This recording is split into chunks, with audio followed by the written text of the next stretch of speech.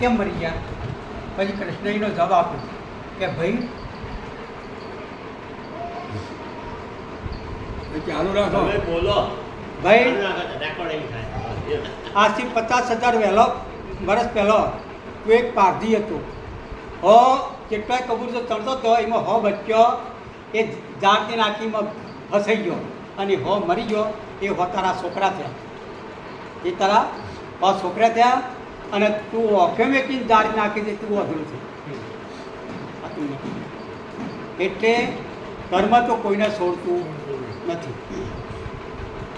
પોત પાંડવોની અંદર ખાલી એટલું જ કહ્યું હતું કે નરોવા હું જરોવા, કઈ હિમાલય હાર ગાળવા જતા અંગૂઠો જતો રહ્યો કે ના જતો રહ્યો ભાઈ?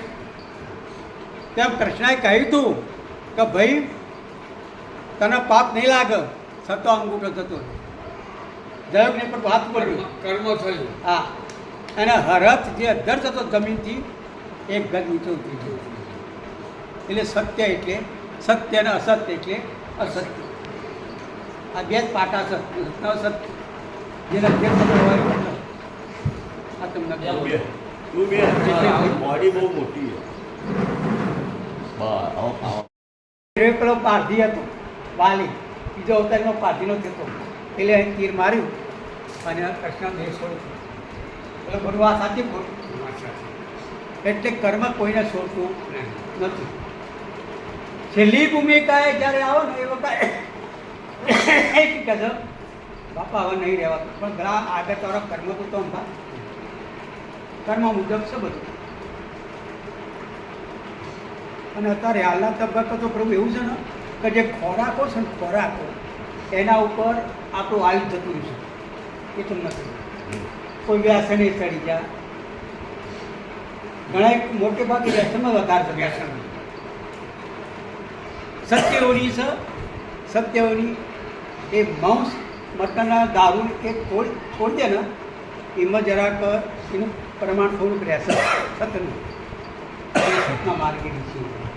પણ દારૂ તો શા માટે બનાવ્યો તો પેલો હુતારે પેલા જમણોને મોય પેટી પૂરી ગયા હતા ને, એટલે ગુપ્ત વાત જાહેર કરવા માટે આ બનાવ્યો તો ભોળાનાથે. અને પછી એ લેવા ગયા ને એટલે મોજ પૂરી ગયા. ભાઈ એક પેટી બનાવી મસ્ત કેમ એ તમે અંદર જોઈએ તો આવો એ બધાને મોજ પૂર્યા અને બાયણા વાંચી દીધું. પેટી 1000 સેન્ટ પડી પણ ભૂલી. ભોળાનાથ વિચાર કરે કોને મેં હવતાને લેવા મોકલ્યા જતું આવ્યો નહીં, એટલે પોતે આવ્યા કે એ આ ચારને તો મોય પૂરા થાય તારો નંબર આવશે. કે ભાઈ તીરને કેવી રીતે પૂર્યા હતા મને બતાય તો ખરો. એ અંદર મય રહું ના મય રહું. એક ખોલી બે ખોલી હાથે હૃદય ખોલ્યા, પેલું ચેતન હતો બહાર નીકળ્યો પછી ટપાક ભૂઈ પડી ગયા ઉતાર ભાઈ. એટલે ભાઈ કર્મ તો છોડતું નહીં. અને આ ગુપ્ત વાત જાહેર કરવા માટે દારૂ બનાવે તો આપણે આ તો બધા ઠાકોર બધું શું કહે છે આ તો અમારા માટે બનાવે છે.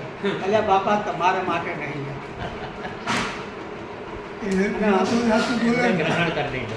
હા દારૂ પીવા સાચું બોલો, દારૂ પીવા એ માણસ સાચું બોલો. દારૂ પીતો હોય એ માણસ સાચું બોલે પણ એને કોઈ સમજે નહીં. અને જે પેલો પંચામૃત પીતો હોય ને એ બધું જૂઠું જ બોલતો હોય તો આ બધો એનો સાચું બોલે. આ દુનિયાનો નિયમ. હા એટલે આ પોઝિશન